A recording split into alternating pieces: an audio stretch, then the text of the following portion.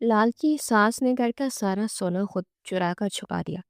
اور غریب بہو پر چوری کا الزام لگا کر اسے ذلیل کر کے گھر سے نکال دیا۔ 2 دن بعد ساس کے گھر میں سچ مچ ڈاکو آ گئے اور سارا سامان لوٹ لیا۔ جب ڈاکوؤں نے پستول تان کر وہ خفیہ صندوق توڑا جس میں ساس نے سونا چھپایا تھا، تو اس میں سونے کے بجائے ایک سرخ رنگ کی پوٹلی رکھی تھی۔ چوروں نے جیسے ہی پوٹلی کھول کر دیکھی تو ان کی آنکھیں پھٹی رہ گئی اور ساس نے چلانا شروع کر دیا، کیونکہ پوٹلی کے اندر یہ کہانی ایک بہت بڑے اور پرانے شہر کے ایک محلے سے شروع ہوتی ہے، جہاں زبیدہ نام کی ایک انتہائی مغرور، لالچی اور پتھر دل عورت رہتی تھی۔ زبیدہ کا دل صرف اور صرف مال و دولت اور خاص طور پر سونے کے چمکدار زیورات کے لیے دھڑکتا تھا۔ اس کے شوہر کا کئی سال پہلے ایک بیماری میں انتقال ہو چکا تھا، لیکن وہ مرنے سے پہلے اپنے پیچھے زبیدہ کے لیے بے تحاشا دولت اور ایک بہت بڑا پکا اور عالیشان گھر چھوڑ کر گیا تھا۔ زبیدہ نے اپنے شوہر کے مرنے کے بعد اس کی اس ساری محنت کی کمائی اور دولت سے اپنی ساری زندگی صرف اور صرف سونے کے بھاری اور مہنگے زیورات بنوائے تھے۔ اس کے پاس سونے کی درجنوں چوڑیاں، سونے کے بھاری اور بڑے ہار، سونے کی چمکدار انگوٹھیاں، کانوں کے بڑے جھمکے اور سونے کے بے شمار ٹکڑے موجود تھے، جنہیں وہ اپنی جان اور اپنے ایمان سے بھی زیادہ عزیز رکھتی تھی۔ زبیدہ کا دن اسی سونے کو اپنے ہاتھوں سے چھونے، اسے کپڑے سے چمکانے اور اس پر اندھا غرور کرنے سے شروع ہوتا تھا، اور اسی سونے کو بار بار گنتے ہوئے ختم ہوتا تھا۔ اس نے اپنے سارے بے تحاشا اور کروڑوں روپے کے سونے کو ایک انتہائی خاص اور بڑے سرخ رنگ کی مخملی پوٹلی میں بہت احتیاط کے ساتھ سنبھال کر رکھا ہوا تھا، اور اس سرخ پوٹلی کو وہ اپنے کمرے میں موجود ایک انتہائی بھاری لوہے کے بڑے اور خفیہ صندوق میں چھپا کر رکھتی تھی، جس صندوق کی چابی وہ ہمیشہ اپنے گلے میں ایک کالے دھاگے میں باندھ کر رکھتے تھے، اور رات کو سوتے وقت بھی اس چابی کو خود سے ذرا برابر بھی دور نہیں ہونے دیتی تھی۔ زبیدہ کا ایک ہی اکلوتا بیٹا تھا، جس کا نام کامران تھا۔ کامران اپنی ظالم ماں کے سامنے بالکل ایک بے جان اور گونگے کھلونے کی طرح تھا۔ وہ ایک انتہائی بزدل انسان تھا جو اپنی ماں کے ہر ظلم اور ہر زیادتی کو اپنی آنکھوں سے خاموشی سے دیکھتا تھا، اور کبھی اس کے سامنے آواز اٹھانے کی یا سچ بولنے کی جرت ذرا برابر بھی نہیں کرتا تھا۔ زبیدہ نے اپنے بیٹے کامران کی شادی ایک انتہائی غریب، لاچار اور معصوم لڑکی سے کر دی، جس کا نام عائشہ تھا۔ عائشہ کے غریب والدین اس کے بچپن میں ہی اس ظالم دنیا سے جا چکے تھے، اور وہ اپنے غریب اور بے حس رشتہ داروں کے گھر دوسرے کے ٹکڑوں پر پل کر جوان ہوئی تھی۔ زبیدہ نے عائشہ کو صرف اس لیے پسند کر کے اپنی بہو بنایا تھا تاکہ وہ اس غریب اور لاوارث لڑکی کو اپنی مرضی سے دبا کر رکھ سکے، اس پر اپنے خوفناک روب جما سکے، اور اس سے اپنے اس اتنے بڑے گھر کے سارے گندے اور باری کام ایک خادمہ اور ایک نوکرانی کی طرح مفت میں کروا سکے۔ عائشہ ایک انتہائی نیک، فرما بردار اور صابر لڑکی تھی، جس نے شادی کے بعد اس بڑے گھر میں آتے ہی زبیدہ کے ہر ظلم اور ہر زیادتی کو اپنی قسمت سمجھ کر خاموشی سے قبول کر لیا تھا۔ وہ صبح فجر کی اذان سے بھی پہلے منہ اندھیرے اٹھتی، کچن میں جا کر سب کے لیے ناشتہ بناتی، پورے بڑے گھر کے صحن اور کمروں کی صفائی کرتی، جھاڑو لگاتی، سب کے گندے کپڑے دھوتی، دوپہر کا اور رات کا کھانا بناتی، اور زبیدہ کی کڑوی اور زہریلی باتیں خاموشی سے سنتی رہتی۔ زبیدہ عائشہ کو بات بات پر انتہائی برے طعنے دیتی، اسے غریب، یتیم اور بھکارن ہونے کا بار بار احساس دلاتی، اور اسے پیٹ بھر کر کھانا بھی نہیں دیتی تھی، بلکہ اسے رات کی بچی ہوئی روکھی سوکھی روٹی کھانے کو دیتی۔ کامران، جو عائشہ کا شوہر اور اس کا مجازی خدا تھا، وہ اب بھی اپنی ماں کے ڈر سے عائشہ کو کوئی مدد نہیں کرتا تھا، اور اسے اس کے حال پر چھوڑ کر اپنے کام پر چلا جاتا تھا۔ عائشہ رات کے گہرے اندھیرے میں اپنے چھوٹے سے کمرے میں مصلے پر بیٹھ کر خون کے آنسو روتی اور اپنے اللہ کی بارگاہ میں ہاتھ پھیلا کر صبر کی دعائیں مانگتی۔ زبیدہ کا لالچ اور اس کا غرور دن بدن آسمان کی بلندیوں کو چھو رہا تھا۔ وہ جب بھی محلے کی دوسری عورتوں کے سامنے بیٹھتی تو اپنے اس خفیہ صندوق سے وہ سرخ رنگ کی بھاری پوٹلی نکال لاتی اور اپنا سارا سونا ان عورتوں کو دکھا کر ان کی غریبی کا مذاق اڑاتی، اور اپنا سینہ چوڑا کر کے کہتی کہ پورے شہر میں مجھ سے زیادہ امیر اور خوش قسمت عورت کوئی نہیں ہے۔ وہ عورتیں بھی زبیدہ کی اس بے تحاشا دولت کو دیکھ کر حیران ہوتی اور اس کی جھوٹی خوش آمد کرتی۔ عائشہ گھر کے کونے میں کھڑی یہ سب تماشا دیکھتی اور خاموشی سے اپنے کام میں لگی رہتی۔ عائشہ نے کبھی اپنی ساس کے اس چمکتے ہوئے سونے کی طرف آنکھ اٹھا کر بھی نہیں دیکھا تھا۔ کیونکہ اس کے معصوم دل میں مال و دولت کی ذرا برابر بھی کوئی ہوس نہیں تھی۔ وہ صرف 2 وقت کی عزت کی روٹی اور اپنے شوہر کی سچی محبت کی بھوکی تھی، جو اسے اس گھر میں کبھی نصیب نہیں ہوئی۔ وقت انتہائی تیزی اور دکھ کے ساتھ گزرتا جا رہا تھا، اور زبیدہ کے دل میں عائشہ کے خلاف ایک نامعلوم نفرت اور بغض ایک ہولناک زہر کی طرح تیزی سے پھیلتا جا رہا تھا۔ زبیدہ کو عائشہ کا اس گھر میں رہنا اور اس کا وہ صبر ذرا برابر بھی پسند نہیں تھا۔ وہ چاہتی تھی کہ عائشہ کو کسی بھی طرح کوئی بڑا الزام لگا کر اس گھر سے ہمیشہ ہمیشہ کے لیے دھکے مار کر نکال دے، اور اپنے بیٹے کامران کی کسی انتہائی امیر اور دولت مند گھرانے کی عورت سے دوسری شادی کروا دے، جو اپنے ساتھ بے تحاشا سونا، زیور اور باری جہیز لے کر آئی، تاکہ زبیدہ کو وہ بڑا خفیہ صندوق مزید بڑھ سکے اور اس کی دولت میں اضافہ ہو سکے۔ لیکن زبیدہ کو عائشہ کو گھر سے نکالنے کا کوئی بھی سچا بہانہ ذرا برابر نہیں مل رہا تھا، کیونکہ عائشہ انتہائی خاموشی اور سچائی کے ساتھ گھر کے سارے کام پوری ایمانداری سے کرتی تھی، اور کبھی کوئی چھوٹی سی غلطی بھی نہیں کرتی تھی۔ زبیدہ دن بعد اپنے کمرے میں اکیلی بیٹھی اسی شیطانی سوچ میں غرق رہتی کہ وہ کس طرح اس غریب اور یتیم لڑکی کو اپنے راستے سے ہٹائے۔ اور پھر ایک دن اس انتہائی لالچی اور ظالم ساس کے دماغ میں ایک انتہائی ہولناک، کالا اور شیطانی منصوبہ پیدا ہوا، جس کے بارے میں سوچ کر بھی انسان کی روح کانپ جاتی ہے اور انسانیت شرما جاتی ہے۔ زبیدہ نے اپنے کالے دل میں یہ پکا فیصلہ کر لیا کہ وہ گھر کا اپنا وہ سارا سونا، جو اس کی جان سے بھی زیادہ عزیز ہے، اسے خود ہی اپنے ہاتھوں سے چرا کر کسی ایسی خفیہ اور اندھیری جگہ پر چھپا دے گی جہاں کسی کی نظر نہ چل سکے، اور پھر اس کے سارے سونے کی چوری کا انتہائی ہولناک اور جھوٹا الزام اس غریب اور لاچار عائشہ کی سر پر تھوپ دے گی، تاکہ کامران اور پورے محلے والوں کے سامنے عائشہ ایک چور اور غلیظ عورت ثابت ہو جائے،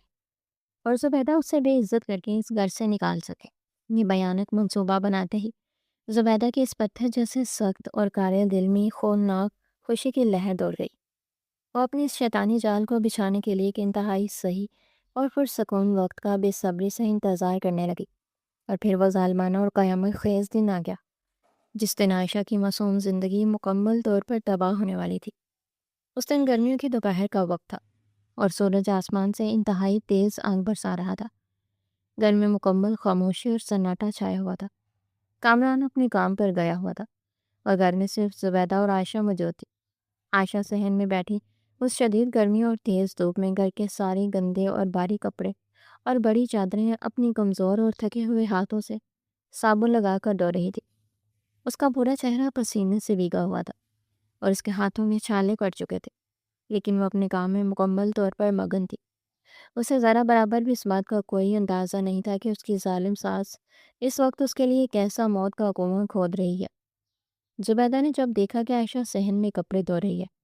اور اس کا دھیان کسی اور طرف بالکل بھی نہیں ہے، تو زبیدہ انتہائی خاموشی اور مکارانہ قدموں کے ساتھ چلتی ہوئی اپنے اس اندھیرے اور بڑے کمرے میں گئی۔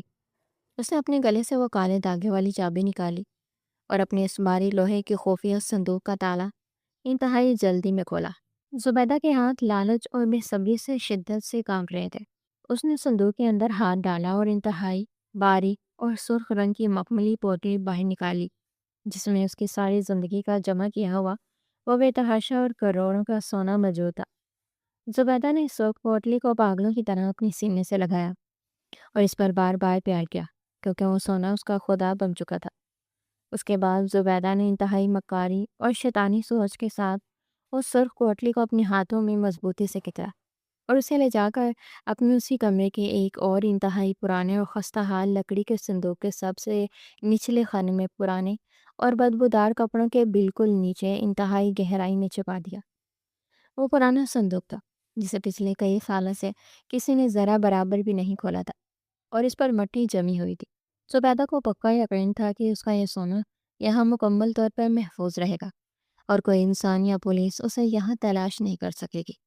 سونا چھپانے کے بعد زبیدہ نے وہ لوہے کا اصلی خفیہ صندوق بالکل خالی چھوڑ دیا، اور اس کا تالا جان بوجھ کر کھلا رہنے دیا، تاکہ دیکھنے والوں کو ایسا لگے کہ کسی نے تالا توڑ کر سونا نکالا ہے۔ اس کے بعد زبیدہ نے اپنے کمرے کے سارے کپڑے، سارے برتن، تکیے اور سارا سامان اٹھا کر زمین پر انتہائی زور زور سے پھینکنا شروع کر دیا۔ اس نے اپنے کمرے کو اس طرح بری طرح بکھیر دیا اور شیشے کا ایک گلاس بھی فرش پر مار کر توڑ دیا۔ جیسے وہاں واقعی کوئی انتہائی خطرناک ڈاکو اور چور آئے ہوں۔ انہوں نے سونا لوٹنے کے لیے سارا کمرہ تباہ کر دیا ہو۔ اپنا یہ سارا شیطانی اور مکرانہ جال بچھانے کے بعد زبیدہ نے اپنا وہ ہولناک اور ظالمانہ روپ دکھایا جس نے اس گھر کی خاموش دیواروں کو بھی ہلا کر رکھ دیا۔ زبیدہ نے اپنے سر کے بال کھول لیے اور انتہائی زور زور سے اپنا سینہ کوڑتے ہوئے اور جھوٹی داڑیں مار مار کر روتے ہوئے اپنے اس کمرے سے باہر صحن کی طرف بھاگنا شروع کر دیا۔ زبیدہ کی وہ جھوٹی اور مکرانہ چیخیں اتنی زیادہ اونچی اور ڈراؤنی تھی کہ صحن میں کپڑے دھوتی ہوئی معصوم عائشہ کے ہاتھ سے صابن پانی میں گر گیا اور اس کا دل خوف سے انتہائی زور سے دھڑکنے لگا۔ زبیدہ نے اپنے گھر کا وہ بڑا اور مرکزی لوہے کا دروازہ کھول دیا اور گلی کے بالکل درمیان میں آ کھڑے ہو کر پاگلوں کی طرح رونا اور چیخنا شروع کر دیا۔ زبیدہ چیخ رہی تھی کہ ہائے میں لٹ گئی، ہائے میری ساری زندگی کی کمائی چوری ہو گئی، میرے گھر میں چور آ گئے، میرا سارا سونا غائب ہو گیا، مجھے کوئی بچا لو، میرا سب کچھ برباد ہو گیا، میری وہ سرخ پوٹلی چوری ہو گئی۔ زبیدہ کی ان ہولناک چیخوں اور اس کے اس رونے پیٹنے کی آوازیں سن کر محلے کی تمام مرد، عورتیں اور چھوٹے بچے اپنا اپنا کام چھوڑ کر بھاگتے ہوئے زبیدہ کے گھر کے سامنے گلی میں اکٹھے ہو گئے۔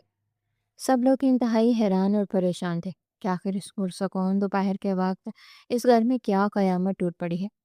عائشہ بھی روتی ہوئی اور کانپتی ہوئی اپنے پسینے اور پانی سے بھیگے ہوئے کپڑوں اور ہاتھوں کے ساتھ دروازے پر آ کھڑی ہو گئی اور اپنی ساس کو اس طرح پاگلوں کی طرح سڑک پر روتا ہوا دیکھ کر اس کا معصوم دماغ سن ہو گیا۔ عائشہ نے روتے ہوئے اور آگے بڑھ کر پوچھا کہ ماں جی کیا ہوا ہے؟ آپ کیوں رو رہی ہیں؟ خدا را اندر آ جائیں۔ لیکن زبیدہ نے عائشہ کی طرف انتہائی زہریلی اور غصے سے بھری ہوئی ظالم نظروں سے دیکھا اور محلے والوں کے سامنے اپنی اس جھوٹی کہانی کا وہ ہولناک حصہ شروع کیا جس نے عائشہ کے پیروں تلے سے پکی زمین نکال دی۔ زبیدہ نے محلے والوں کے سامنے اپنے سینے پر ہاتھ مار کر اور انتہائی مکار آنسو روتے ہوئے کہا کہ اے میرے محلے والوں، مجھ پر آج قیامت ٹوٹ پڑی ہے۔ میرے کمرے کا وہ لوہے کا خفیہ صندوق جس میں میری ساری زندگی کا سونا اور زیورات تھے، وہ صندوق کھلا اور بالکل خالی پڑا ہے۔ کسی نے دوپہر کے وقت جب میں گہری نیند سو رہی تھی میرے کمرے میں گھس کر میری وہ ساری سرخ رنگ کی پوٹلی چرا لی ہے جس میں کروڑوں کا سونا تھا۔ میرا گھر لٹ گیا ہے۔ محلے کی عورتوں نے انتہائی حیرت سے پوچھا کہ زبیدہ بہن، دن کے اس وقت تمہارے گھر میں کون چور آ سکتا ہے؟ باہر تو گلی میں ہم نے کسی اجنبی کو نہیں دیکھا۔ زبیدہ نے اسی لمحے کا انتہائی بے صبری سے انتظار کیا تھا۔ اس نے اچانک اپنا وہ روتا ہوا اور ظالم چہرہ عائشہ کی طرف موڑا اور اپنی انتہائی موٹی اور ظالم انگلی عائشہ کے اس معصوم اور ڈرے ہوئے چہرے کی طرف کرتے ہوئے انتہائی بلند اور گرجدار آواز میں چیختے ہوئے کہا کہ میرے گھر میں باہر سے کوئی چور ذرا برابر بھی نہیں آیا، بلکہ چور تو میرے اپنے گھر کے اندر میرے سامنے موجود ہے۔ یہ غریب اور لاوارث عائشہ ہی وہ غلیظ اور نیچ عورت ہے جس نے میرا سارا سونا چرایا ہے۔ یہ میری بہو نہیں بلکہ ایک سانپ ہے۔ یہ سنتے ہی عائشہ کے دماغ میں ایک ایسا زبردست اور بھیانک دھماکہ ہوا کہ اسے اپنے ارد گرد کی ہر چیز اور تمام محلے والے گول گول گھومتے ہوئے محسوس ہونے لگے۔ عائشہ کا دل ایک لمحے کے لیے رک گیا اور اس کے کمزور جسم کا سارا خون برف کی طرح ٹھنڈا پڑ گیا۔ محلے کے تمام لوگ بھی انتہائی صدمے اور حیرت سے عائشہ کی طرف دیکھنے لگے۔ عائشہ داڑیں مار مار کر رونے لگی اور اس نے کانپتے ہوئے ہاتھوں سے آگے بڑھ کر اپنی ساس کے قدموں میں گر کر کہا کہ ماں جی، خدا را مجھ پر اتنا بڑا اور اتنا ہولناک جھوٹا الزام مت لگائیں۔ میں نے آپ کا سونا ذرا برابر بھی نہیں لیا۔ میں تو صبح سے اس گرمی میں صحن میں آپ کے کپڑے دھو رہی تھی۔ میں نے کبھی آپ کے کمرے کی طرف آنکھ اٹھا کر بھی نہیں دیکھا۔ آپ قرآن پاک لے آئیں، میں اس پر اپنے دونوں ہاتھ رکھ کر قسم کھاتی ہوں کہ میں چور نہیں ہوں۔ مجھے یتیم اور غریب ہونے کی اتنی بڑی سزا مت دے، خدا را مجھ پر رحم کرے۔ لیکن زبیدہ کے اس پتھر جیسے سخت اور کالے دل میں اس معصوم عورت کے سچے آنسوں اور اس کی ان ہولناک سسکیوں کا ذرا برابر بھی کوئی اثر نہیں ہو رہا تھا۔ زبیدہ نے انتہائی حقارت اور درندگی سے عائشہ کو ایک زوردار دھکا دیا، گلی کی ڈول مٹی میں گرا دیا اور چیختے ہوئے کہا کہ اے جھوٹی اور ڈائن عورت، تو نے ہی میرا سونا لیا ہے۔ تو غریب اور بھوکی ننگی تھی۔ تیرے باپ دادا نے کبھی خواب میں بھی اتنا سونا نہیں دیکھا تھا۔ تو میرے سونے کو دیکھ کر اندر ہی اندر جلتی تھی اور آج تو نے موقع پا کر میری وہ پوٹلی چرا لی اور کہیں چھپا دی ہے۔ محلے کی وہ جاہل اور ظالم عورتیں جو پہلے ہی عائشہ کی غریبی کا مذاق اڑاتی تھی اور زبیدہ کی خوشامد کرتی تھی، انہوں نے بھی زبیدہ کی ہاں میں ہاں ملانا شروع کر دی۔ اور عائشہ کچھ اور قاتل اور غلیظ کہنا شروع کر دیا۔ اسی ہولناک کھلبلی اور روتے پیٹتے ماحول میں کامران بھی اپنے کام سے واپس آ گیا، اور اس نے جب اپنے گھر کے باہر اتنا بڑے تماشا، لوگوں کا ہجوم اور اپنی ماں کو روتے ہوئے دیکھا تو وہ گھبراتا ہوا بھاگتا ہوا اندر آیا۔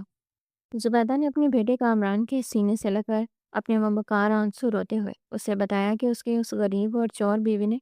گھر کا سارا سونا چرا لیا ہے اور اسے برباد کر کے سڑک پر لا کھڑا کیا ہے۔ عائشہ روتے ہوئے اپنے شوہر کامران کے پاؤں میں گر گئی اور اس کے جوتے چومتے ہوئے گر گڑائی کہ میرے سرتاج، آپ تو مجھے جانتے ہیں کہ میں چور نہیں ہوں، میں آپ کے گھر کی عزت ہوں۔ اپنی ماں سے کہیں کہ وہ میرا قرآن پر اعتبار کر لے،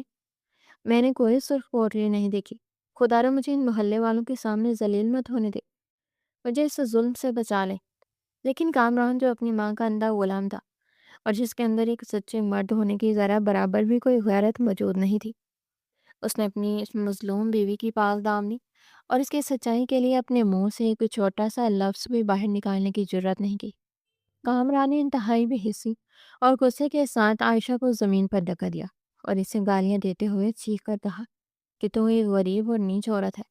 میری ماں کبھی جھوٹ نہیں بول سکتی، تو نے ہی وہ سونا چھپایا ہے، جلدی بتاؤ وہ سرخ پوٹلی کہاں ہے، ورنہ میں تیری جان لے لوں گا۔ عائشہ پر جیسے آسمان گر گیا ہو، اس کا شوہر بھی اس کا جان لیوا دشمن بن چکا تھا۔ زبیدہ نے اس محلے کے تمام لوگوں کے سامنے انتہائی غصے اور درندگی کے ساتھ آگے بڑھ کر عائشہ کے بال انتہائی سختی سے پکڑ لیے اور اسے زمین پر گھسیٹتے ہوئے اس کے چھوٹے سے کمرے کی طرف لے گئی۔ زبیدہ چیخ رہی تھی کہ میں تیرا کمرہ خود تلاش کروں گی اور وہ سونا نکال لوں گی۔ زبیدہ اور کامران نے مل کر عائشہ کے اس چھوٹے سے کمرے کا سارا سامان، اس کے پرانے اور پھٹے ہوئے کپڑے اور اس کا سارا بستر انتہائی بے دردی سے اٹھا اٹھا کر اس صحن میں پھینکنا شروع کر دیا۔ انہوں نے عائشہ کے کمرے کی ایک ایک چیز کو توڑ کر رکھ دیا، لیکن وہاں سے کوئی سرخ پوٹلی اور کوئی سونا ذرا برابر بھی نہیں ملنا تھا، کیونکہ وہ سونا تو خود زبیدہ نے اپنے کمرے کے اس پرانے خفیہ صندوق میں چھپایا ہوا تھا۔ جب عائشہ کے کمرے سے کچھ بھی نہیں ملا تو زبیدہ کا جھوٹا غصہ اور بھی زیادہ ہولناک ہو گیا۔ اس نے محلے والوں کے سامنے چلاتے ہوئے کہا کہ اس شاطر اور مکار عورت نے میرا سونا گھر سے باہر کسی اور چور کے حوالے کر دیا ہے اور اب ڈرامہ کر رہی ہے۔ زبیدہ نے عائشہ کو اس کے بالوں سے پکڑ کر اس صحن کے گرم فرش پر گھسیٹنا شروع کر دیا۔ عائشہ درد سے چیخ رہی تھی اور اس کے کپڑے مٹی سے بھر چکے تھے۔ زبیدہ نے انتہائی بے دردی اور صفاقی کے ساتھ اس مظلوم اور روتی ہوئی عائشہ کو گھسیٹتے ہوئے اس گھر کے اس بڑے دروازے تک لے آئی۔ محلے کے تمام لوگ تماشائی بن کر یہ سارا ہولناک ظلم دیکھ رہے تھے، لیکن کسی کی جرت نہیں تھی کہ وہ آگے بڑھ کر اس معصوم عورت کا ہاتھ پکڑ سکے۔ عائشہ داڑھی مار مار کر رو رہی تھی۔ وہ اپنے شوہر اپنی سانس کے آگے ہاتھ جوڑ رہی تھی کہ مجھے اس طرح سڑک پر ذلیل کر کے مت نکالیں، میرا اس دنیا میں آپ کے سوا کوئی سہارا نہیں ہے، میں کہاں جاؤں گی، مجھے مار لیں لیکن مجھے گھر سے مت نکالیں۔ لیکن زبیدہ ایک شیطان بن چکی تھی۔ اس نے عائشہ کو ایک انتہائی زوردار اور ظالمانہ دھکا دے کر اس گھر کی دہلیز سے باہر اس کچی اور دھول مٹی سے بھری ہوئی سڑک پر پھینک دیا۔ عائشہ منہ کے بل اس مٹی پر گری اور اس کے ماتھے پر چوٹ لگ گئی۔ زبیدہ نے انتہائی گرجدار اور نفرت بھری آواز میں چلاتے ہوئے کہا کہ تو ایک چور اور غلیظ عورت ہے، میں تجھے اپنی اس پاک گھر میں ایک سیکنڈ میں مزید برداشت نہیں کر سکتی۔ جا اور سڑکوں پر دھکے کھا، اور آج کے بعد اس گھر کی طرف مڑ کر بھی مت دیکھنا۔ اور اس کے ساتھ ہی اس ظالم ساس نے اس گھر کا وہ باری دروازہ انتہائی زور سے بند کر دیا اور اس غریب اور معصوم بہو کو ہمیشہ ہمیشہ کے لیے گھر سے نکال دیا۔ اس ظالم ساس کا وہ کالا اور پتھر جیسا سخت دل اس معصوم عورت کے سچے آنسوں پر ذرا برابر بھی نہیں کام پاتا، بلکہ اس کے اندر غرور، تکبر اور لالچ کا ایک ایسا ہولناک اور اندھا طوفان چل رہا تھا جس نے اس کی آنکھوں پر مکمل طور پر پٹی باندھی تھی۔ زبیدہ کو ایسا محسوس ہو رہا تھا جیسے اس نے اس دنیا کی سب سے بڑی جنگ جیت لی ہو، اور اس دنیا میں اس سے زیادہ طاقتور اور ہوشیار عورت کوئی اور ذرا برابر بھی نہیں ہے۔ وہ اپنے دل میں سوچ رہی تھی کہ اس نے اپنی مکاری اور شیطانی چال سے غریب اور معصوم عورت کا حق مار کر اپنا وہ سارا بے تحاشا سونا اور اپنی وہ عالیشان حویلی ہمیشہ ہمیشہ کے لیے محفوظ کر لی ہے، اور اب کوئی بھی اس کے اس خزانے کی طرف آنکھ اٹھا کر بھی نہیں دیکھ سکے گا۔ زبیدہ اس دروازے کو بند کرنے کے بعد انتہائی خوشی اور غرور سے کہکہے لگاتی ہوئی مڑ کر اپنے صحن کی طرف آئی اس کا اکلوتا اور بزدل بیٹا کامران وہیں سر جھکائے کھڑا تھا، جس کے اندر سچائی کا ساتھ دینے کی ذرا برابر بھی کوئی ہمت موجود نہیں تھی۔ زبیدہ نے آگے بڑھ کر اپنے بیٹے کے ماتھے کو چوما اور اسے تسلی دیتے ہوئے انتہائی مکارانہ انداز میں کہا کہ تو پریشان مت ہو۔ وہ ایک چور اور غلیظ عورت تھی جس نے ہمارا سونا لوٹنے کی کوشش کی، لیکن میں نے اس کا سارا منصوبہ ناکام بنا دیا اور اسے گھر سے نکال کر ہمارے گھر کی عزت اور دولت دونوں کو بچا لیا ہے۔ میں اب تیری شادی کسی ایسے انتہائی امیر اور خاندانی گھرانے سے کرواؤں گی جہاں سے تجھے بے تحاشا دولت اور سونا ملے گا اور تو اس شہر کا سب سے بڑا آدمی بن جائے گا۔ کامران اپنی ماں کی ان جھوٹی اور میٹھی باتوں میں آ کر مطمئن ہو گیا اور اپنی کمرے میں جا کر آرام سے سو گیا، جیسے اس نے کوئی بہت بڑا اور نیک کام کیا ہو۔ دوسری طرف اس بند دروازے کے باہر اس سڑک کی کچی اور گرم مٹی پر وہ غریب اور لاچار عائشہ، جس کا اس ظالم دنیا میں کوئی آسرا اور کوئی سہارا نہیں تھا، وہ اپنے ماتھے سے بہتے ہوئے خون اور اپنے پھٹے ہوئے کپڑوں کے ساتھ داڑیں مار مار کر اور ہچکیاں لے لے کر رو رہی تھی۔ اس کی آنکھوں سے بہنے والے وہ گرم اور سچے آنسو اس سڑک کی مٹی کو بھگو رہے تھے۔ وہ بار بار اس باری دروازے کی طرف دیکھتی اور ہاتھ جوڑ کر منتیں کرتی کہ خدا را دروازہ کھول دے، مجھے اپنے گھر میں واپس رکھ لے۔ میں کوئی چور نہیں ہوں، میں تو آپ کے گھر کی خادمہ تھی۔ لیکن اندر سے اسے کوئی آواز ذرا برابر بھی نہیں آئی۔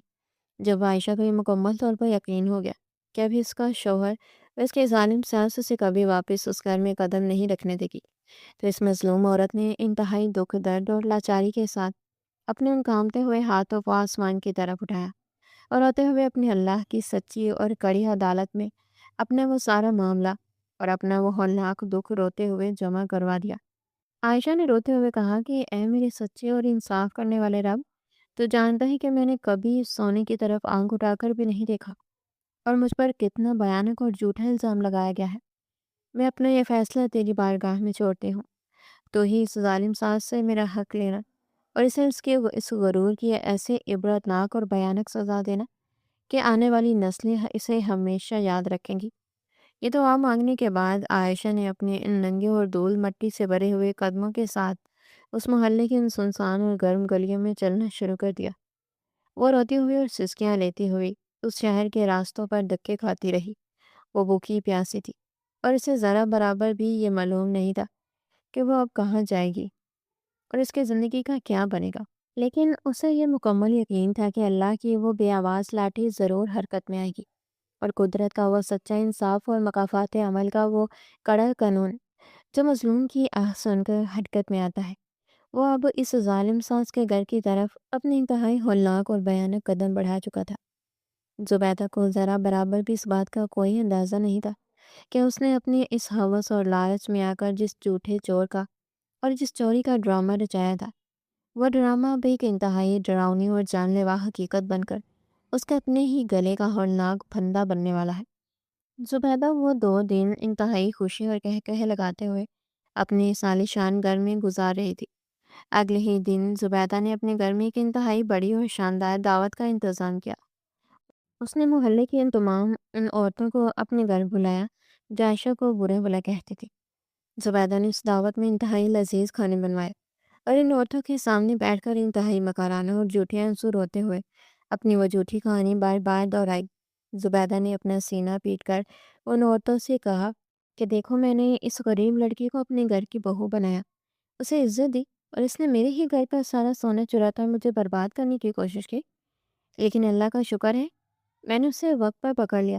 اور گھر سے نکال کر اپنی باقی دولت اور عزت بچا لی۔ محلے کی وہ تمام عورتیں بھی زبیدہ کی ان جھوٹی باتوں پر مکمل طور پر یقین کر کے اس کی ہاں میں ہاں ملا رہی تھی اور اس غریب عائشہ کو انتہائی ہولناک اور گندی گالیاں دے رہی تھی۔ زبیدہ اپنے دل میں انتہائی خوش ہو رہی تھی کہ اس کی یہ بھیانک اور کالی چال اتنی آسانی سے کامیاب ہو گئی ہے اور کسی بھی انسان کو اس شیطانی منصوبے کا ذرا برابر بھی کوئی شک نہیں ہوا۔ دعوت ختم ہونے کے بعد جب تمام عورتیں اپنے اپنے گھروں کو واپس چلے گئیں، تو زبیدہ نے اپنے گھر کا مرکزی دروازہ اندر سے مضبوطی سے بند کیا اور انتہائی مکرانہ مسکراہٹ کے ساتھ چلتی ہوئی اپنے اس کمرے میں گئی جہاں اس نے وہ سونا چھپایا تھا۔ زبیدہ نے اپنے اس پرانے اور خستہ حال لکڑی کے صندوق کا ڈھکن انتہائی آہستگی سے کھولا اور اس کے اندر موجود ان پرانے اور بدبودار کپڑوں کے نیچے اپنا ہاتھ ڈال کر اس سرخ رنگ کی مخملی اور بھاری پوٹلی کو چھوا۔ زبیدہ کو اس پوٹلی کے اندر موجود ان زیورات کو چھو کر ایک ایسا ہولناک سکون اور پاگل پن محسوس ہوتا تھا جو کسی بیمار انسان کو ہی ہو سکتا ہے۔ وہ اس پوٹلی کو باہر نکال کر اسے اپنے سینے سے لگاتی، اسے بار بار چومتی اور اس سونے کو اپنا سچا خدا سمجھ کر اس کی پوجا کرتی۔ زبیدہ نے وہ سرخ پوٹلی دوبارہ اسے صندوق کے سب سے نچلے خانے میں انتہائی گہرائی میں چھپا دی اور اس کے اوپر وہ تمام پرانے کپڑے رکھ کر صندوق کا ڈھکن بند کر دیا۔ زبیدہ کو مکمل طور پر یقین تھا کہ اس کا یہ سونا اس اندھیری اور پرانی جگہ پر اس قدر محفوظ ہے کہ دنیا کی کوئی طاقت اور کوئی بھی انسان اسے یہاں سے نہیں نکال سکتا۔ 2 دن کا وقت انتہائی خاموشی اور زبیدہ کے اس اندھے اور جان لیوا غرور میں تیزی کے ساتھ گزر گیا، اور پھر وہ کالی تاریک اور قیامت خیز رات آ گئی، جس رات آسمان پر انتہائی گہرے اور کالے بادل چھائے ہوئے تھے اور پورے شہر میں ایک موت جیسی خاموشی اور سناٹا چھایا ہوا تھا۔ سرد اور تیز ہوائیں چل رہی تھی جو اس رات کی دہشت کو اور بھی زیادہ بڑھا رہی تھی۔ اس رات آسمان پر کوئی ستارہ یا چاند ذرا برابر بھی نظر نہیں آ رہا تھا،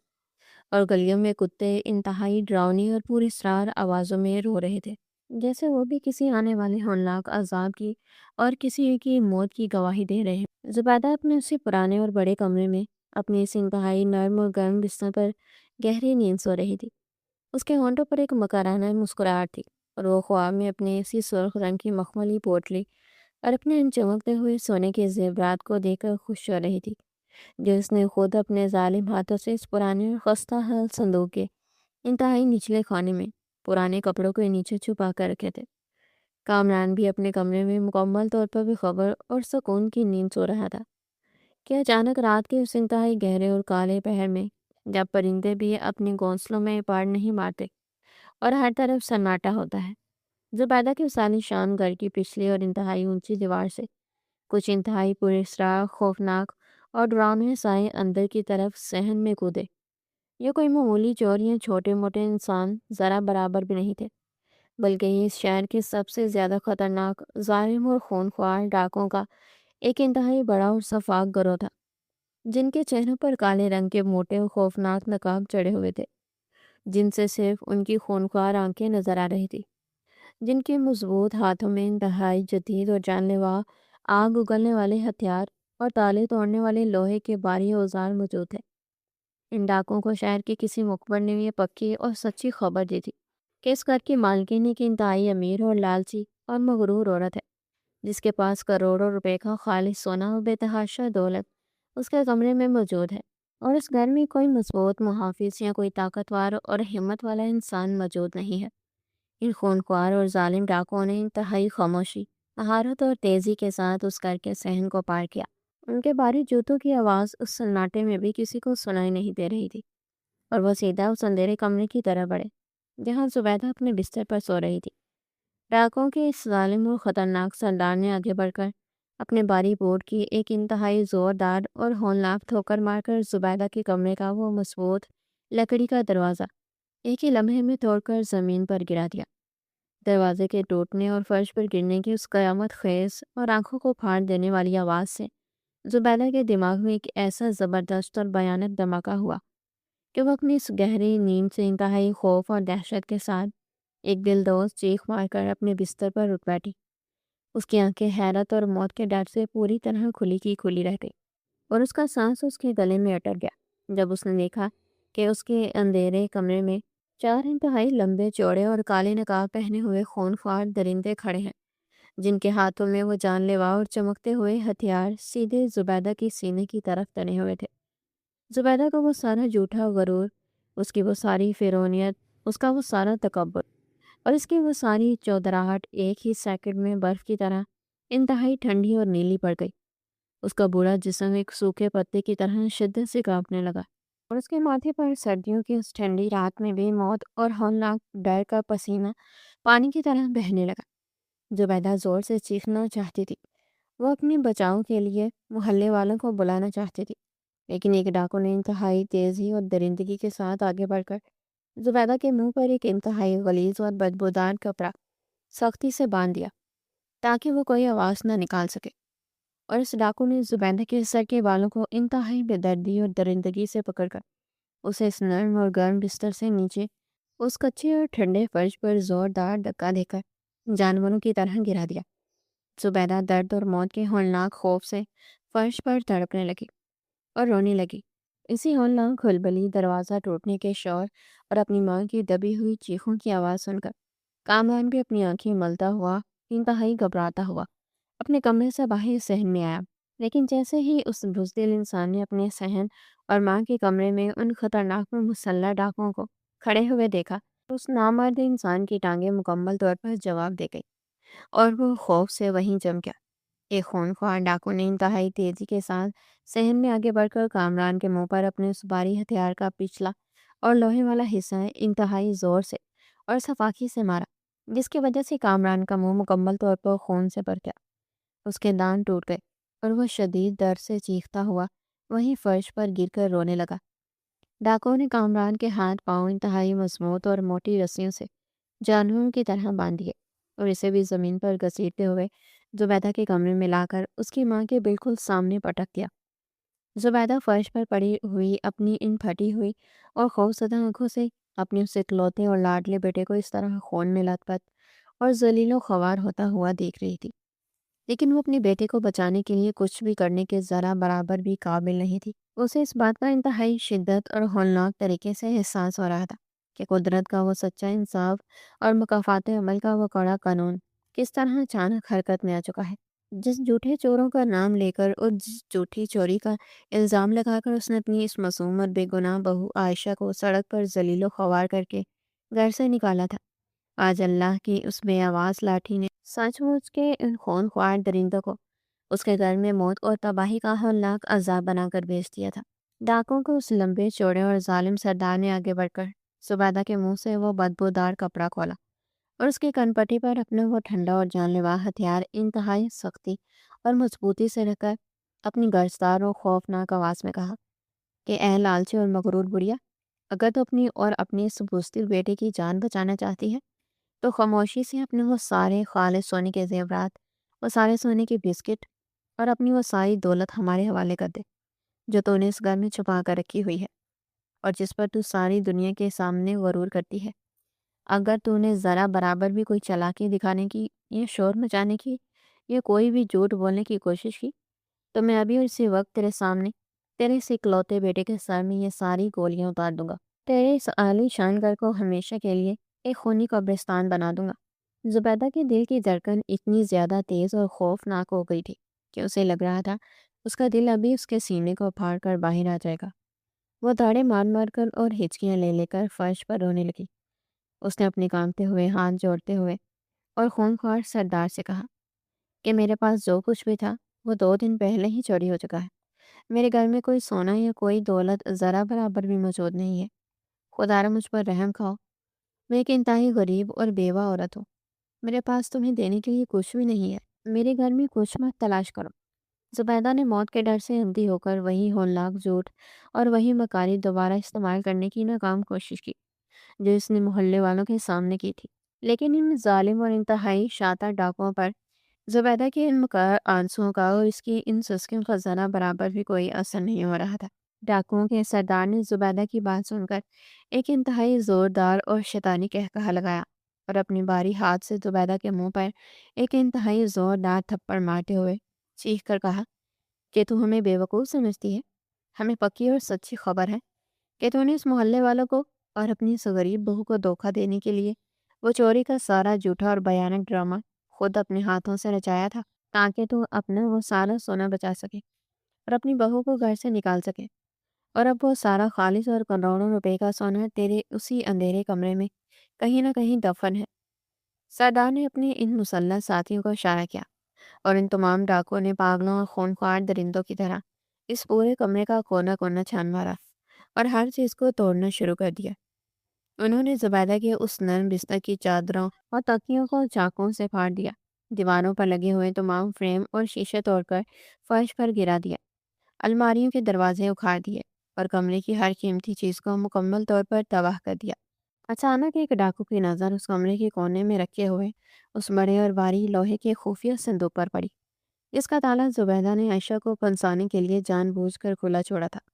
ڈاکو نے انتہائی تیزی سے اس بھاری صندوق کے اندر اپنا ہاتھ ڈالا،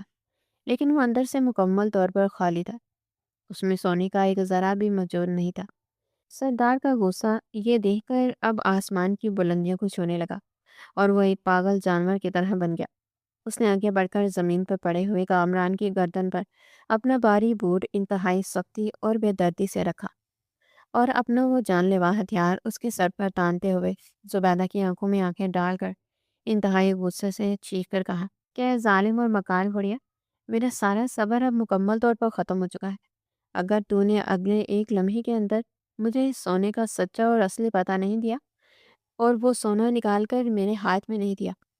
تو تو اسی وقت اپنے اس لاڈلے بیٹے کی خون میں لت پت لاش دیکھنے کے لیے تیار ہو جا۔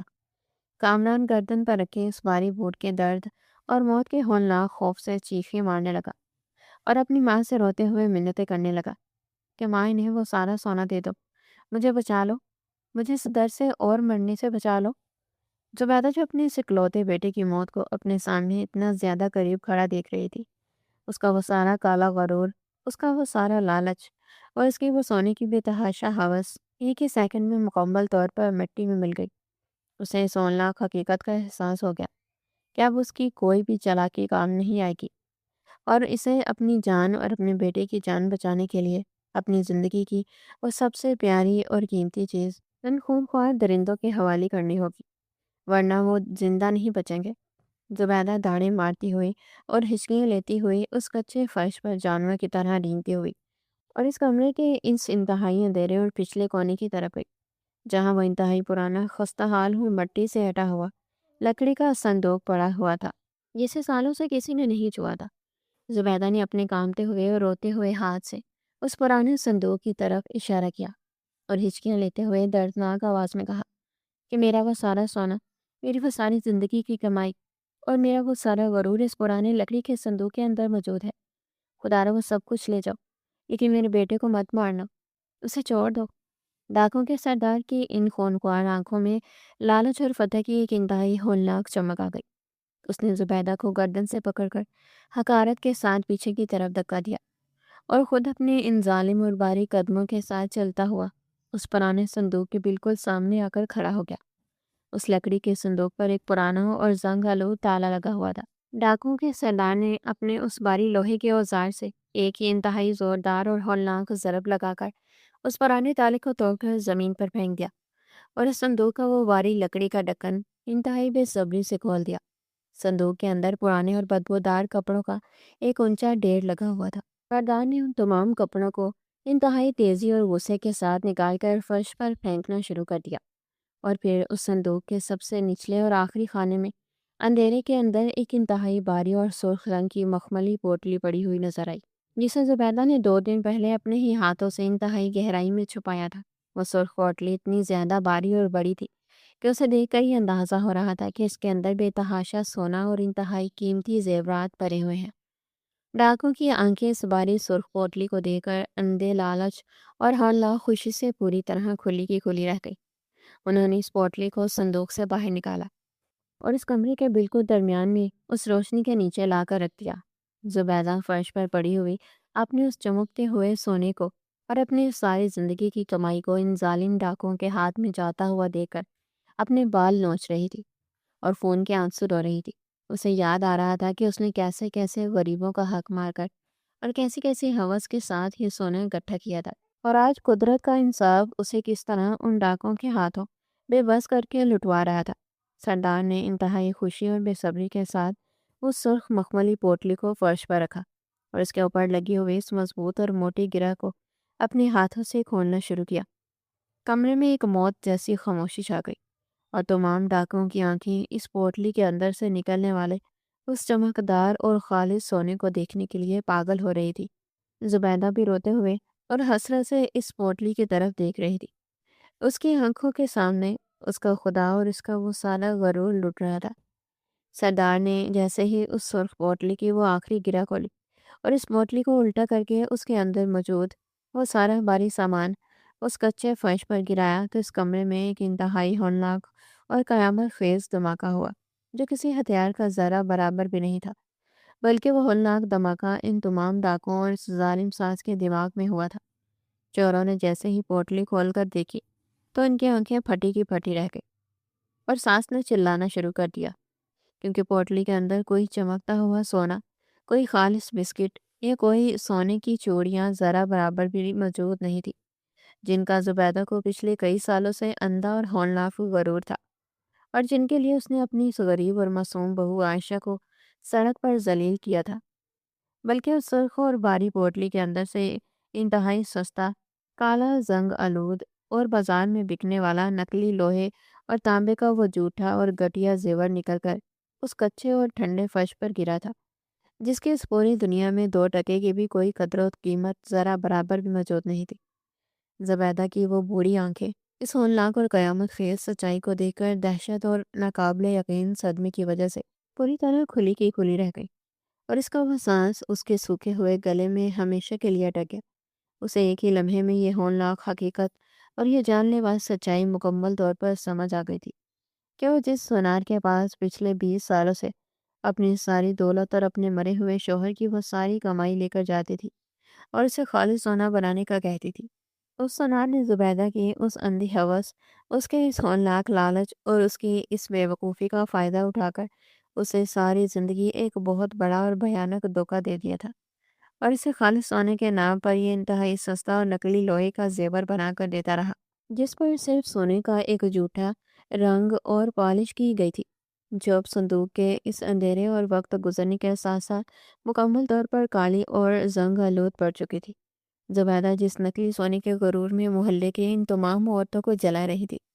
جس جھوٹے اور 2 ٹکے کے لوہے کی خاطر اس نے اپنی اس غریب اور لاچار بہو عائشہ کو اتنا ہولناک اور جھوٹا چوری کا الزام لگا کر اسے ذلیل کر کے سڑک کی دھول مٹی پر پھینک دیا تھا، وہ سونا تو در حقیقت کبھی اس کے پاس ذرا برابر بھی موجود ہی نہیں تھا۔ اس کے وہ ساری زندگی کی کمائی، اس کا وہ سارا اندھا تکبر اور اس کی وہ ساری فرعونیت اس نکلی اور کالے لوہے کے ساتھ ہی ایک ہی سیکنڈ میں مٹی میں مل کر ہمیشہ ہمیشہ کے لیے تباہ و برباد ہو چکی تھی۔ ڈاکو نے اس خونخوار سردار کا غصہ اس نکلی اور کالے زیور کو دیکھ کر پاگل پن کی حد تک بڑھ گیا۔ اس کی آنکھوں میں انتقام اور غصے کی ایک ایسی ہولناک آگ بھڑک اٹھی تھی جس نے اس پورے کمرے کو اپنی لپیٹ میں لے لیا۔ اس سردار نے اپنی اس بھاری بوٹ سے اس نکلی لوہے کے زیورات کو ایک انتہائی زوردار ٹھوکر ماری، جس سے وہ سارا جھوٹا سونا پورے کمرے میں بکھر گیا۔ سردار نے انتہائی درندگی اور سپاکی کے ساتھ زبیدہ کو اس کے سفید بالوں سے پکڑا اور اسے اس فرش پر گھسیٹتے ہوئے اس کے منہ پر انتہائی زوردار تھپڑ اور لاتے مارتے ہوئے چیخ کر کہا، کیا ظالم اور دھوکہ باز بڑھیا، تو نے ہمارا اتنا قیمتی وقت برباد کیا ہے، تو ساری زندگی نکلی سونے پر غرور کرتی رہی، اور تو نے اپنے اس جھوٹے ڈرامے سے ہمیں بھی بے وقوف بنایا ہے۔ ہم اتنی دور سے تیرا وہ کروڑوں کا سونا لوٹنے آئے تھے، اور تیرے صندوق سے یہ کوڑیوں کے بھاؤ بکنے والا کالا لوہا نکلا ہے۔ آج میں تجھے اس دھوکے کی ایسی عبرتناک اور بھیانک سزا دوں گا کہ تو ساری زندگی موت کی بھیک مانگے گی، اور تجھے موت ذرا برابر بھی نہیں ملے گی۔ ان خونخوار اور ظالم ڈاکوں نے انتہائی غصے اور انتقام کی آگ میں اندھے ہو کر اس عالیشان کمرے کی ہر چیز کو اپنے باری اوزاروں سے توڑنا شروع کر دیا۔ انہوں نے کامران کو، جو پہلے سے ہی خون میں لت پت اور خوف سے رو رہا تھا، اسے انتہائی بے دردی اور صفاقی کے ساتھ مارنا اور پیٹنا شروع کر دیا۔ ایک ڈاکو نے اپنے اس باری لوہے کے ہتھیار سے کامران کی دونوں ٹانگوں پر انتہائی زوردار اور ہولناک وار کیا، جس کی وجہ سے کامران کی ہڈیاں ٹوٹنے کی آواز اس پورے کمرے میں گونج اٹھی، اور وہ بزدل بیٹا درد کی شدت سے چیخیں مارتا ہوا ہمیشہ ہمیشہ کے لیے ایک اپاہج اور معذور انسان بن گیا، جس کی ٹانگیں اب کبھی اس کا بوجھ نہیں اٹھا سکتی تھی۔ زبیدہ اپنے اس اکلوتے بیٹے کی یہ ہولناک حالت دیکھ کر داڑھی مار مار کر رو رہی تھی، اور ان ڈاکوؤں کے پاؤں پکڑ کر معافی مانگ رہی تھی، لیکن ان درندوں کے دل میں کوئی رحم ذرا برابر بھی موجود نہیں تھا۔ سردار نے زبیدہ کے منہ پر وہ کالا اور نکلی زیور مارتے ہوئے کہا کہ تو اسی کالے لوہے کی طرح اندر سے کالی اور ظالم عورت ہے، جاؤ اور اب ساری زندگی اسی لوہے کے ساتھ سڑکوں پر دھکے کھا۔ ان ڈاکوؤں نے جاتے جاتے زبیدہ کی سالیشان کر کے پردوں اور بستروں پر مٹی کا تیل چھڑک کر ایک ہولناک آگ لگا دی، اور وہ اس گھر سے ہمیشہ کے لیے فرار ہو گئے تھے۔ دیکھتے ہی دیکھتے وہ آگ ایک قیامت خیز طوفان بن کر اس پورے گھر میں پھیل گئی۔ زبیدہ نے پاگلوں کی طرح اپنی اس اپاہج اور خون میں لت پت بیٹے کامران کو اپنے کندھوں پر اٹھایا اور اپنی جان بچا کر روتی ہوئی اس جلتے ہوئے گھر سے باہر سڑک کی طرف بھاگی۔ محلے کے تمام لوگ اس آگ کے ہولناک شعلوں کو دیکھ کر اپنے گھروں سے باہر نکل آئے اور زبیدہ کو اس طرح سڑک کی مٹی پر روتے ہوئے اور چیختے ہوئے دیکھنے لگے، جس گھر سے اس ظالم ساس نے 2 دن پہلے اپنی اس معصوم اور غریب بہو کو چوری کا جھوٹا الزام لگا کر دھکے مار کر نکالا تھا۔ آج اسی گھر کے دروازے کے باہر وہ خود اپنی اس اپاہج بیٹے کے ساتھ ایک بیکارن اور لاوارث عورت کی طرح بیٹھی داڑے مار مار کر رو رہی تھی۔ اس کا وہ عالیشان گھر جس پر اسے انتہا غرور تھا، وہ اس کے سامنے جل کر راکھ کا ایک ہولناک ڈھیر بن چکا تھا، اور اس کے ہاتھوں میں اس کروڑوں کے سونے کی جگہ وہ کالا اور نکلی لوہا موجود تھا جس نے اس کی ساری زندگی کو برباد کر دیا تھا۔ محلے کی ان تمام عورتوں نے جب زبیدہ کی یہ بھیانک اور عبرتناک حالت دیکھی اور اس کے منہ سے یہ سچائی سنی کہ اس نے عائشہ پر جھوٹا الزام لگایا تھا اور اس کا اپنا سونا نکلی نکلا ہے، تو ان تمام لوگوں کے دلوں میں زبیدہ کے لیے انتہائی سخت نفرت اور حقارت پیدا ہو گئی۔ کسی بھی انسان نے آگے بڑھ کر اس ظالم اور لالچی عورت کا ہاتھ ذرا برابر بھی نہیں پکڑا اور نہ ہی کسی نے اس کے اس اپاہج بیٹے کو سہارا دیا۔ سب لوگ اس پر تھوکتے ہوئے اور اسے بد دعائیں دیتے ہوئے وہاں سے چلے گئے، اور زبیدہ اس سڑک پر دھول مٹی پر اپنے اس کالے لوہے کو سینے سے لگاتے ہوئے روتی رہی اور اپنے اس ہولناک گناہ کی معافی مانگتی رہی۔ اسے انتہائی شدت اور ہولناک طریقے سے یہ احساس ہو چکا تھا کہ اس دنیا میں کسی بھی غریب، یتیم اور معصوم انسان پر جھوٹا الزام لگانا اور اس کا حق مار کر اسے ذلیل کرنا انسان کو دنیا اور آخرت دونوں میں جہنم کا ایندھن بنا دیتا ہے۔ جس بہو کو اس نے غریب ہونے کا طعنہ دے کر سڑک پر پھینکا تھا، آج قدرت کے اس کڑے اور سچے انصاف نے اس ظالم ساس کو اس دنیا کی سب سے غریب، ذلیل اور حقیق بیکارن بنا کر اسی سڑک پر لا کر پٹک دیا تھا، اور اس کا بیٹا بھی ہمیشہ کے لیے معذور ہو گیا تھا۔ زبیدہ ساری زندگی اس شہر کی گلیوں میں اپنے اس اپاہج بیٹے کو ایک پرانی ریڑھی پر بٹھا کر دھکے کھاتی رہی۔ وہ کالا اور نکلی زیور اس کے گلے کا ایسا ہولناک توق بن گیا تھا جو اسے ہر روز اس معصوم عائشہ کی آہ اور اس کی ان سسکیوں کی یاد دلاتا تھا۔ یہ انتہائی دردناک، ہولناک اور سچی کہانی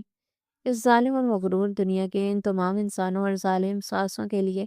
ایک انتہائی بڑی، واضح اور دل کو ہلا دینے والی عبرت کا نشان بن گئی کہ جب کوئی انسان اپنے تکبر، اپنی جہالت اور اس مال و دولت کی اندھی ہوس میں اندھا ہو کر اسے مظلوم، غریب اور لاچار انسان پر اتنا بڑا جھوٹا الزام لگاتا ہے، تو قدرت کا وہ کڑا اور سچا انصاف اور مکافات عمل کا وہ بے آواز قانون اتنے اچانک اور اتنے ہولناک طریقے سے حرکت میں آتا ہے کہ ظالم کا سارا جھوٹا غرور، اس کا وہ سارا چمکتا ہوا سونا اور اس کی وہ ساری حویلی ایک ہی سیکنڈ میں نکلی لوہے اور راکھ کے ڈھیر میں بدل کر تباہ ہو جاتی ہے۔ اللہ ہر مظلوم کا ساتھی ہے، اور جب مظلوم کی آس سیدھی آسمان کے دروازوں تک پہنچتی ہے تو پھر دنیا کی کوئی دولت، کوئی سونا اور کوئی طاقت اس ظالم کو تباہی سے ذرا برابر بھی نہیں بچا سکتی، اور ظالم کا انجام ہمیشہ اسی طرح عبرتناک اور بھیانک ہوتا ہے کہ آنے والے لوگ اسے دیکھ کر عبرت پکڑتے ہیں، اور عائشہ جیسی مظلوم عورتیں اللہ کی رحمت سے ہمیشہ سچی اور پاک ثابت ہوتی ہیں۔